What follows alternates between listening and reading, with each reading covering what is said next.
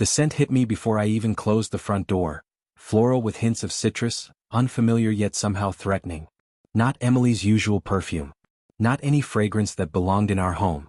I placed my briefcase on the floor, my shoulders aching from another 14-hour day at the logistics company. The house was quiet except for the distant sound of running water upstairs. 2 wine glasses sat on the coffee table, half empty with dark red liquid catching the evening light. Emily didn't drink red wine. She claimed it gave her headaches. "Ryan? Is that you?" Emily's voice drifted down from upstairs. "Yeah, I'm home," I called back, unable to take my eyes off those glasses. I heard her footsteps on the stairs as I picked up one of the glasses, examining the lipstick mark on the rim. Emily appeared in the doorway, her dark hair wet and wrapped in a towel, wearing an oversized t-shirt I'd never seen before. "You're home early," she said, her smile not quite reaching her eyes. "It's 9:30, I replied. "That's hardly early." Emily glanced at the wine glasses. "Oh, Lauren from accounting stopped by. We were just catching up." "Lauren?" I frowned. "You've never mentioned a Lauren before." "Haven't I? We've been working together for months." She gathered the glasses quickly. "How was your day?" As I started to answer, reaching into my pocket for my phone, a receipt fluttered to the floor, from Montclair Jewelers. The anniversary gift I'd been hiding for weeks, a sapphire necklace that had cost me 3 months' savings. Emily's eyes widened slightly as she bent down. "Let me get that." Her foot subtly slid the paper beneath the sofa before she straightened up with empty hands. Must have been just a bit of fuzz. Later that night, unable to sleep, I returned to the living room for my phone charger. As I knelt by the sofa, I spotted something long and white against the dark upholstery, a single strand of hair, much too light to be Emily's. I held it up to the moonlight streaming through our windows, my stomach tightening into a knot. Emily's hair was dark brown. This hair was silver white. I decided to surprise Emily the next day by coming home early. After the strange incident with the wine glasses, something felt off and I couldn't focus at work. My boss noticed my distraction and suggested I take the afternoon off. A rare occurrence in the logistics industry where deadlines wait for no one. Walking up our driveway at 3 in the afternoon felt strange, like I was trespassing in my own life. I used my key quietly, wanting to surprise Emily with flowers I'd picked up on the way. The moment I stepped inside, I heard voices from the kitchen, Emily's and a man's. I froze, the bouquet hanging limply at my side. "You know I can't keep doing this," Emily's voice, soft and intimate in a way I hadn't heard in months. "Why not?" The man's voice was deep, confident. "Because you can't stop?" My heart hammered in my chest as I moved toward the kitchen, floorboards creaking beneath my feet. The conversation abruptly stopped. I rounded the corner to find Emily leaning against the counter, her face flushed. Beside her stood a tall, athletic man with silver white hair and a self-satisfied smile that faltered slightly when he saw me. "Ryan." Emily's voice jumped half an octave. "You're home early." "Clearly," I said, looking between them. "This is James," she said, recovering quickly. "He's a client from work. We were just discussing the Peterson account." James extended his hand. "Good to finally meet you, Ryan. Emily talks about you all the time." His handshake was firm, challenging. I noticed his expensive watch, his perfectly tailored suit, and the way his eyes kept drifting back to my wife. After James left, I went to throw away the now wilted flowers and noticed something in the trash can, a pregnancy test. Positive. Dated 1 week ago. "What's this?" I asked, holding it up. Emily paled slightly before shrugging. "Lauren's." She was too nervous to take it at home. But I could see the date on the package. And suddenly, Emily's comment about not being able to stop made terrifying sense. "You're too predictable, Ryan," she said later that night, her words cutting through me. "I need someone I can talk to."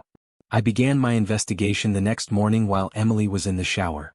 The nagging doubts had kept me awake all night, leaving dark circles under my eyes and a hollow feeling in my chest. I scrolled through our phone bill online, something I'd never bothered to check before. There it was, hundreds of text messages to an unknown number stretching back months. Always during my late shifts or business trips. Always deleted from her phone. "Our life is boring, Ryan," Emily said over breakfast, not looking up from her phone. "You're boring." The word stung like a physical blow. For years, she told me she loved our stability, our routine. She'd praised my dependability when others' relationships crumbled around us. "I've been working 60-hour weeks for 3 years to save for this house," I reminded her, my voice tight. "The house you said was your dream." "Dreams change," she replied dismissively. In the following days I learned more about James. He made Emily feel alive. They went skydiving, rock climbing, spontaneous weekend getaways, all during times she told me she was working late or at conferences. In our guest room closet, behind winter coats we rarely used in our mild climate, I found a photo album. My hands trembled as I flipped through pictures of Emily and James in Paris, Rome, Barcelona, trips she'd claimed were work-related. Their smiles, their intimacy told a different story. How long has this been going on? I finally confronted her, throwing the album onto the kitchen table. A year, she admitted, not even bothering to look ashamed. I was going to tell you. But then she mentioned something about their first anniversary trip to the Bahamas, which I knew had been 2 years ago because she'd brought me back a souvenir shell that still sat on our bookshelf. You said a year? I whispered. It's been 2, hasn't it?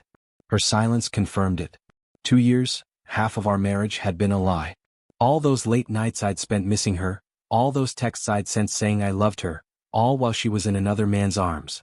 The realization crashed over me like a wave, leaving me gasping for air in what had suddenly become unfamiliar territory, my life. I'm pregnant, Emily finally admitted 3 days later, her voice oddly flat as she sat across from me at our kitchen table. And it's James's. I stared at her, trying to process the words. The pregnancy test I'd found hadn't been her friend's after all. Of course it hadn't. How far along? I managed to ask. 4 months. She wouldn't meet my eyes. 4 months. She'd been hiding her pregnancy from me for 4 months, while we still shared a bed, while I still kissed her goodbye every morning, while I still planned our future together.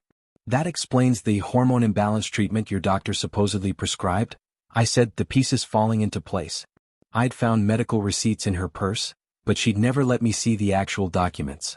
Emily finally looked up. James was happy about it at first. He said we could finally be together. What changed? He changed his mind when I told him I wasn't going to leave you. Her hand moved protectively to her stomach. He doesn't want the responsibility. I laughed, a harsh sound that surprised even me. So now you want me to raise another man's child? You need to forgive me, Ryan. For the baby's sake. Her voice took on that manipulative sweetness I now recognized all too well. It's the right thing to do. The right thing. I stood up, my chair scraping against the floor. Was it the right thing to lie to me for years? To cheat on me in our bed? Her expression hardened. If you leave me now, everyone will know you abandoned a pregnant woman. Your parents, your friends, your colleagues. What will they think of you? They'll think I finally came to my senses. Emily's eyes narrowed. By the way, I took out a loan in your name. $50,000. For financial security. You did what? I felt the blood drain from my face. You really should check your credit report more often, Ryan. She smiled, that beautiful smile that had once made me feel like the luckiest man alive. I needed a safety net. You understand, don't you? In that moment, looking at the stranger wearing my wife's face, I understood nothing except that my life as I knew it was over. I left our house that night with just a duffel bag of clothes and my laptop. The walls had started closing in on me, each room filled with memories now tainted by deception. I couldn't bear to sleep another night under the same roof as Emily. The Blue Pine Motel on the edge of town wasn't much, but at $50 a night, it was all I could afford. Before checking in, I stopped at Murphy's pub down the street, desperate for something to numb the pain. Poor James, a voice from the booth behind me said. His crazy girlfriend has completely ruined his life. I froze, beer halfway to my lips. I know, right? Another man replied. Emily's been telling everyone he's some kind of psychological abuser. Meanwhile, she's the one who's been stringing along multiple guys. My hand tightened around the glass. These strangers knew my wife, and apparently knew more about her than I did. Back in my motel room, my phone rang with an unknown number.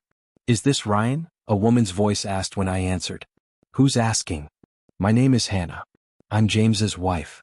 The revelation hit me like a truck. James was married. All this time, Emily had been having an affair with a married man. She knew about me from the beginning, Hannah continued, her voice tired. James tried to end things when he found out she was pregnant, but Emily threatened to tell me everything if he left her. After the call ended, I sat on the edge of the bed trying to make sense of it all. On a hunch, I checked our joint bank accounts online. Emily had already withdrawn half of our savings. Digging deeper into our financial records, I discovered a credit card I never knew existed. The statements showed purchases of designer clothes, jewelry, and handbags, things I'd never seen Emily wear at home. She'd been living a double life in more ways than one. In the motel lobby the next morning, I overheard a man introducing himself as a divorce attorney to the receptionist. When our eyes met, he must have recognized the look of a man whose life had just imploded. "First rule," he said, offering me his card, "document everything. Hiding assets during a divorce isn't just immoral, it's illegal." The anonymous email arrived at 3 in the morning, jolting me awake with the harsh ping of my laptop. The subject line read simply, "Thought you should know."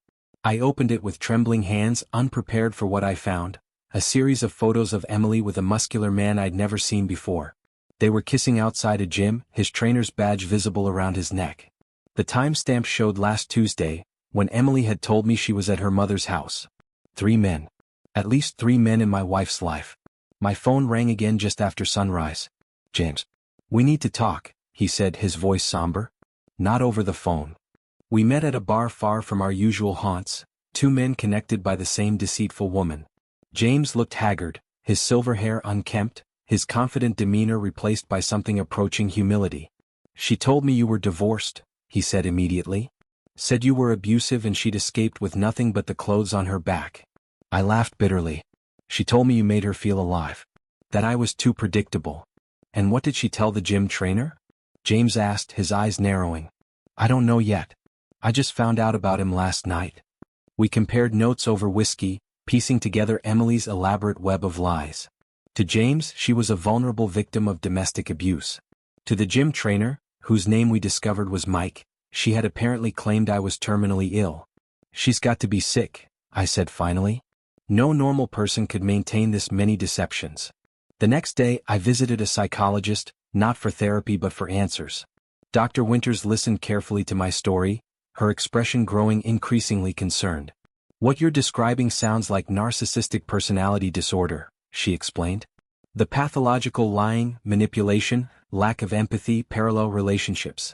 Classic signs of someone who views others as tools rather than people." On my way back to the motel, I received a call from our bank manager. He'd found something irregular during an audit. 2 accounts in Emily's name I knew nothing about, opened using our joint tax documents. The deeper I dug, the more I realized Emily hadn't just been living a double life. She'd been living several, juggling identities and relationships with a skill that would have been impressive if it weren't so devastating. The attorney's office was minimalist, no framed law degrees or leather-bound books, just clean lines and efficiency.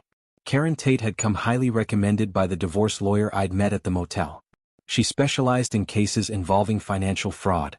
"Your wife has been systematically embezzling from her company," Karen stated, sliding a folder across her desk. "These documents show transfers to offshore accounts dating back 18 months. I flipped through the pages, recognizing none of the account numbers or corporate entities named. "How did you get this information?" "A whistleblower at her company contacted us." Karen leaned forward. "Your wife seduced the company accountant Alex Miller to help cover her tracks." For men now. 4 men dancing to Emily's carefully orchestrated tune. "And Lauren?" I asked, remembering the name Emily had used to explain away the wine glasses. "The friend who supposedly took the pregnancy test at our house?" "Lauren Evans exists," Karen confirmed. "She's a compliance officer who began investigating financial irregularities at the company. Emily likely used her name as cover when she was actually meeting James or Alex." Back at the motel, I searched Emily's email from my laptop. We'd shared passwords early in our marriage, a transparency that now seemed laughably naive. There I found confirmation of one-way tickets to the Caribbean, booked under a name I didn't recognize but with Emily's passport number. She'd been planning her escape. The police became involved 2 days later when Lauren formally reported her findings to corporate security. Detective Samuels interviewed me for 3 hours, his questions revealing the extent of Emily's crimes. "We've executed a search warrant at your residence," he informed me. "We found false identification documents and approximately $30,000 in cash hidden in the air vent of your home office." I thought of all the times I'd worked late in that room, unknowingly sitting inches away from evidence of my wife's betrayal. Emily disappeared for 48 hours after the search. When she resurfaced, she arrived at the police station sporting a bruised cheek and cut lip, claiming I had attacked her when confronted about her affairs. Fortunately, a neighbor's security camera had captured footage of Emily alone in her car outside our house, meticulously applying makeup to create fake injuries. The detective showed me the footage, his expression grim. She was willing to send you to jail, Mr. Walker. This wasn't just about money anymore. The mediation room was sterile and beige, designed to be inoffensive and calming. It failed on both counts. My palms were sweating as I took my seat at the oval table, Karen Tate beside me with her neat stack of folders. Emily arrived 15 minutes late, flanked by her parents, a tactical move I should have anticipated. Her father, Robert Greene, was a well-known business executive whose connections ran through the state's commercial landscape like roots. Her mother, Patricia, had always treated me with thinly veiled disapproval, convinced her daughter had married beneath her station. Ryan, Emily nodded, her voice soft and wounded. She dressed modestly in a high-necked blouse, her makeup subtle except for the carefully emphasized shadows under her eyes. The picture of a wronged woman. The mediator introduced himself as Dr. Marshall, a former judge with graying temples and watchful eyes. Let's begin by establishing what we hope to achieve today. Justice, I said simply. Emily dabbed at her eyes with a tissue. Closure. Karen opened her first folder. Before we discuss division of assets, we need to address the criminal allegations against Mrs. Walker. The company has provided evidence of embezzlement totaling approximately $300,000. This is outrageous, Emily's father interrupted. My daughter is being framed by a consortium of vengeful men who can't handle being rejected. Emily nodded tearfully. Ryan discovered my pregnancy and couldn't accept it wasn't his. This conspiracy theory is his way of punishing me. I stared at her, still amazed by her ability to lie so convincingly. For a moment I almost doubted myself. Karen continued calmly, producing statements from Emily's co-workers detailing her relationship with the accountant and her systematic theft. Fabrications, Emily snapped, her mask slipping momentarily before she dissolved into tears. Ryan, how could you do this to me after everything we've shared? Her father leaned across the table. I'll make sure you never work in this state again, Walker. One phone call from me and your career is over. The door opened unexpectedly and Hannah stepped in carrying a leather portfolio. I apologize for interrupting, she said, her voice steady despite Emily's audible gasp. But I have information relevant to these proceedings. From her portfolio, Hannah produced court documents showing Emily had been married before, something she'd never disclosed to me, and had divorced under remarkably similar circumstances, complete with allegations of financial impropriety. Emily's carefully constructed narrative was unraveling thread by thread, and the look she gave me promised that this war was far from over. Emily vanished the morning after the mediation disaster. A notification from our bank showed she'd emptied what remained in our joint account, $82,000, just minutes before the court's freezing order went into effect. The precision of her timing suggested she'd had inside information. She's running, Karen said when I called her with the news. This just strengthened our case. Detective Samuels contacted me the following day. We've discovered your wife has been using stolen identities to establish shell companies, he explained. The fraud goes deeper than we initially thought. The detectives' team had uncovered a pattern of Emily creating businesses that existed only on paper, securing loans and investment funds, then dissolving the entities after transferring the money offshore. My name appeared on several documents I'd never signed. Identity theft, forgery, wire fraud. Samuels listed the growing charges. The prosecutor is building a substantial case. 3 days later, Emily's face appeared on the local news. Airport security had detained her while attempting to board a flight to Belize using a passport under the name Catherine Miller, the sister of the accountant she'd seduced. When I visited her in custody at Karen's insistence to discuss settlement terms, Emily was still defiant despite her orange jumpsuit and handcuffs. The baby isn't James's, she said abruptly when I sat down. What? It's Mike's. The trainer. Her smile was cruel. I just told James it was his to make him commit.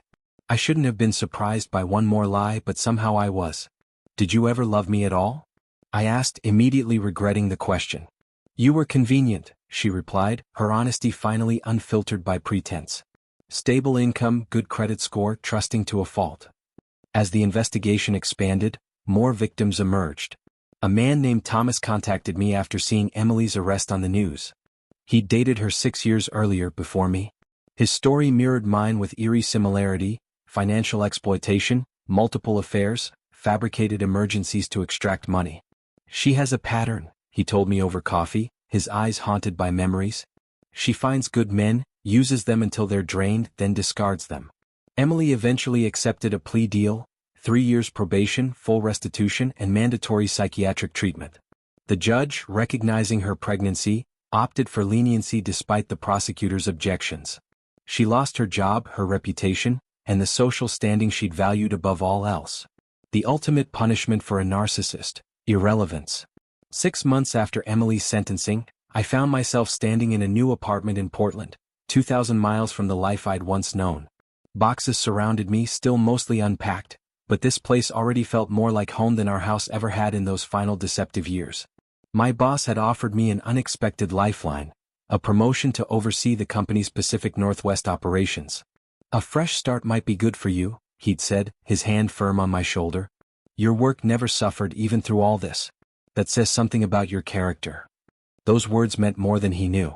Through Emily's elaborate deceptions, I'd questioned everything: my judgment, my worth, my very ability to recognize truth from fiction. Dr. Miller, my therapist, called it trauma bonding. "It's common for victims of narcissistic abuse," she explained during our weekly sessions. "Your brain chemistry was literally rewired by the constant cycle of emotional abuse followed by moments of apparent affection." I received the birth announcement in the mail 3 months after moving. A simple card with no photos, just notification that Emily had given birth to a daughter she'd placed for adoption. The return address was a psychiatric facility in Nevada. Every Tuesday evening, I attended a support group for survivors of toxic relationships. It was there I met Melissa, a pediatric nurse whose ex-husband had subjected her to years of similar psychological manipulation. "The hardest part," she said during my first meeting, "is learning to trust your own perceptions again." Her words resonated with the entire room. We created a formal support network for others like us, people whose stories were often dismissed or misunderstood. "Emotional abuse leaves no visible scars," became our unofficial motto. 1 year after Emily's arrest, I received a letter from her treatment center. Pages of apology and explanation about her diagnosis of narcissistic personality disorder, her childhood traumas, her inability to form genuine connections. I recognized the manipulative undertones immediately: the subtle victim narrative, the implied request for forgiveness, the hint that perhaps we could reconnect someday. I didn't respond. Instead, I shredded the letter and attended my support group that evening, where I shared my story with 3 new members, their eyes reflecting the same confusion and pain I'd once felt. "It gets better," I told them, finally believing it myself. "You'll find yourself again."